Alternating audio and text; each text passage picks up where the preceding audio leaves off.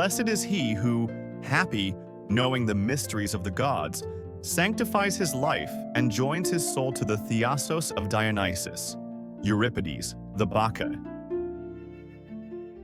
Long before Dionysus was born, his existence was already a disruption. He was conceived not as a god of sky, sea, or earth, but as a living contradiction, the child of Zeus, king of the gods, and Semele, a mortal woman. From the moment this union occurred, it challenged the rigid boundary between immortality and mortality. Dionysus was never meant to be safe for the cosmic order.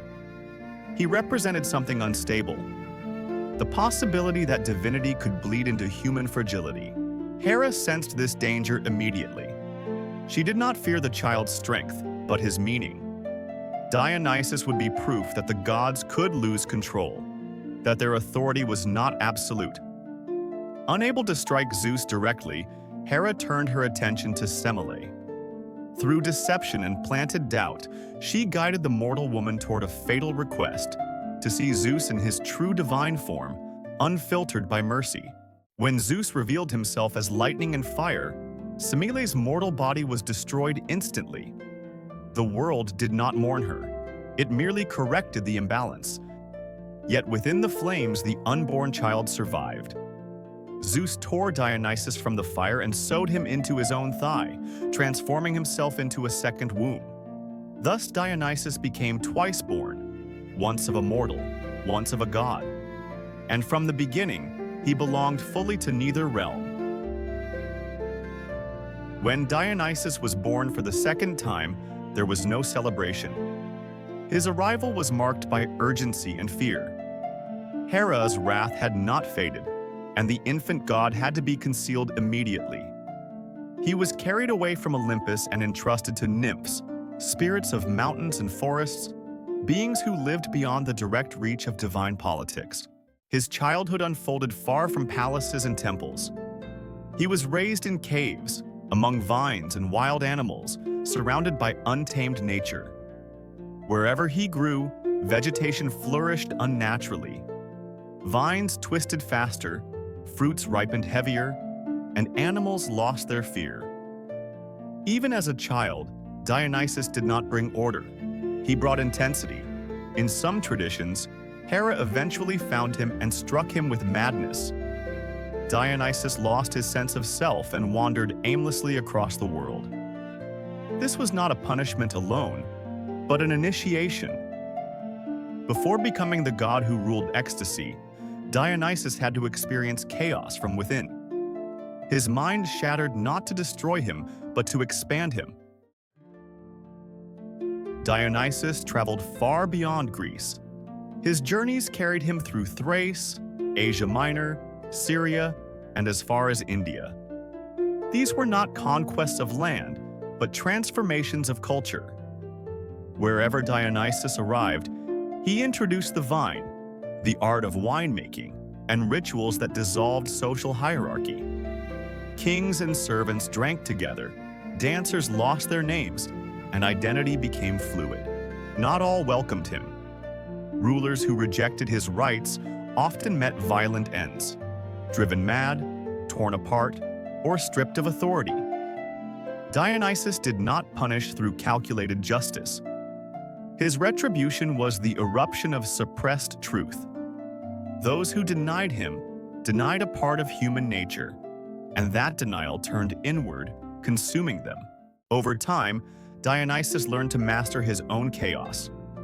What had once been uncontrolled frenzy evolved into ritual. Music, dance, masks, and wine became structured gateways into altered states.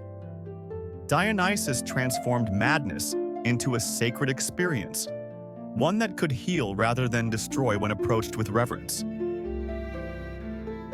Among the darkest myths surrounding Dionysus is his death at the hands of the Titans. Lured by toys and mirrors, the young god was attacked, torn apart, and devoured. This act was not merely murder. It was an attempt to annihilate the principle of transformation itself. Dionysus represented instability, and the Titans sought to erase it, Yet even this did not end him. His heart was saved, and from it, he was reborn once more. In this rebirth, Dionysus became a god who had known death not as a ruler, but as a victim. Unlike Hades, who governed the dead, Dionysus experienced death from the inside and returned. This experience reshaped his essence. Dionysus became the god of resurrection, renewal, and eternal return. His cult would forever be tied to cycles of seasons, of life and decay, of sanity and madness. Through him, death was no longer final. It was transitional. From the rituals of Dionysus emerged theater. Masks became sacred objects, allowing individuals to shed their identities and inhabit others. On stage, humans confronted fear, guilt, rage, and death. Not to escape reality, but to endure it. Dionysus was not the god of illusion, but of revelation. Theater stripped away pretense. Through tragedy, audiences experienced suffering without destruction, chaos without collapse. This was Dionysian ecstasy refined by structure. Theater became civilization's way of safely accessing Dionysus. What had once been wild frenzy was now framed, timed, and contained. Yet the essence remained unchanged. Transformation through emotional extremity. Though commonly known as the god of wine, Dionysus was never merely a patron of intoxication. Wine was a tool, not the destination. It loosened boundaries, but it did not define the journey. Dionysus governed liminal states, moments when identity dissolves and new forms emerge. Creativity, prophecy, madness, and liberation all belong to his domain. These states were dangerous, which is why his worship always required ritual discipline.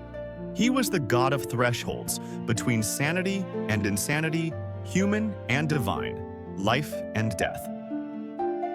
No other Olympian ruled these borders.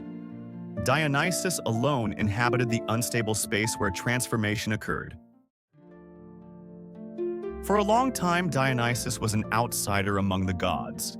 His nature was too fluid, his power too unpredictable. Olympus favored hierarchy and control, while Dionysus represented surrender and release. Eventually, the gods recognized a truth. Without Dionysus, order becomes rigid and lifeless. He was granted a place among the Olympians not because he conformed, but because balance required him. Dionysus became the necessary counterpart to Apollo.